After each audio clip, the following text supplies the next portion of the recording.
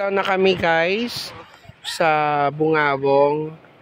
Ayan. So, andito naman kami ngayon sa Barangay Aplaya na kung saan libreng maligo sa dagat. Walang entrance fee. Ayan o. Oh. Ligong-ligo. Ayan. Free entrance, Barangay Aplaya. Ayan, sa Mindoro. Ayan. See, nakaka-relax ng mga hampas ng alon. Diba? You know.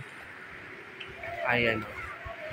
So, kikita ninyo, libreng padagat. Free entrance.